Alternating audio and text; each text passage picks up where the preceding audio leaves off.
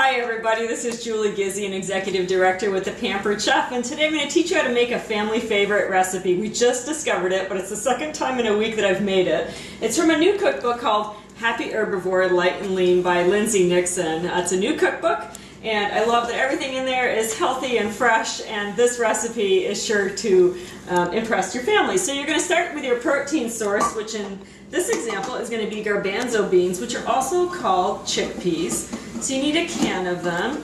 Our smooth edge can opener does a good job of getting it all off. To reverse, take that lid off. And you want to drain these really well. Whenever you're using canned legumes, if you rinse them off well, people can digest them better. So rinse them off until you don't see any more bubbles. And there you have it. An alternative way to get your beans ready, fill a crock pot about 1/3 full with your dry legumes, cover with water all the way to the top, and then just set them on low and let them cook for several hours until they're tender.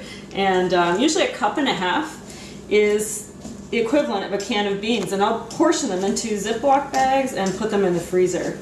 When I want to use those beans, I just put the frozen beans in a bowl and pour boiling water over them, and they thaw and are ready to eat in just about a minute.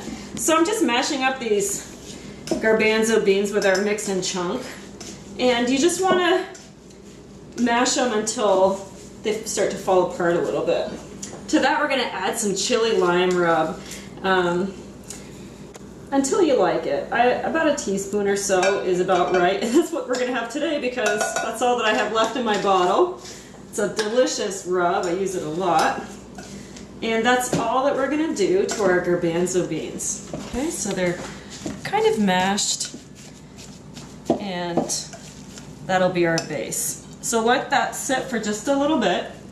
Next we're going to get some napa cabbage ready.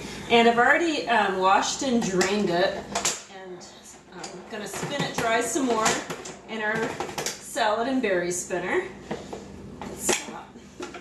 And there's quite a bit in here. I don't need all of it, but we are going to use enough for about 4 cups worth of cabbage. So if you're making a bigger batch, it's really easy to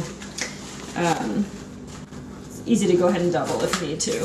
So just give it a thin slice.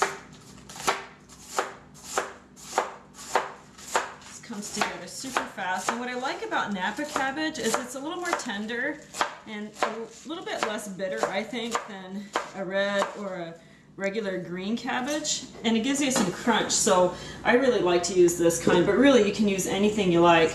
In here I've already got some mayonnaise and some red chili, sweet red chili sauce. Your mayonnaise, oops, I'm using today a soy-free veganese, and so you can use whatever you have. Throw that in there.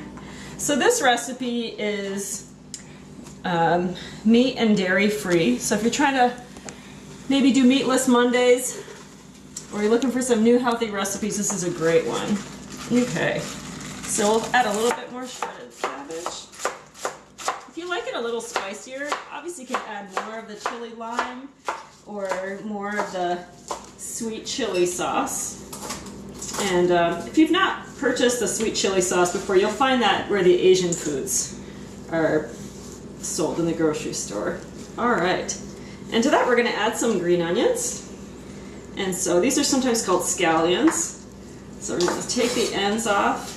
Keep all the ends of your vegetables like this, and add them to a freezer bag that's full with all your veggie scraps, and when the bag is full, you can dump it into a stock pot, cover with water, and let it boil for about 45 minutes or so, and you'll have a nice veggie stock. So I just keep adding things to that veggie bag in the freezer, and once it's full, then I take that next step. Alright, I'm going to go ahead and put most of these green onions in there, and I'm going to save some for garnish, and then we're going to add some cilantro. And I love cilantro, so I would add a lot, but not everybody likes it, so I'm just going to add a little bit like that. And I'll leave a little bit for garnish. And then we're going to add some zest and juice of a lime. Now, there was a time when I didn't really know much about zest, and when I saw it in a recipe, I would skip over it. because I didn't think it mattered, but it's got lots of flavor. So we're just gonna add the zest of about half of a lime. And the zest is just the colored part. It's not the white pith underneath. So it's just a really fine section. That's enough. And then we'll add some juice. Now when you're choosing limes, look for the ones that have yellow patches on them, and they should feel heavy for their size. That's going to give you the juiciest limes. So I'm gonna go ahead and juice some of that lime in there. Perfect. And then we'll just add a little bit of salt. And that's everything that we need for this recipe, for the slaw. So just go ahead and give it a little bit of a toss. And you'll see it start to come together. So that mayo and the sweet chili sauce essentially become the dressing. So you can see it's all coming together. Ooh, that looks good. It smells nice too.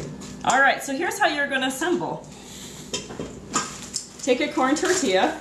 I don't think it's necessary to warm them up. Just take them right out of the bag. You add a little bit of the chickpea mixture. And then we're going to add a little bit of the slaw mixture. And there we have it. So what you can do is you can add a few more green onions and a little cilantro over the top. If you like, you can add some strips of from our red pepper. And it just adds a little more color. Add those over the top. And then about 2 or 3 of these per person is enough for a light eater. And you could certainly add more as you like. So there you have it. Thai tacos. Enjoy.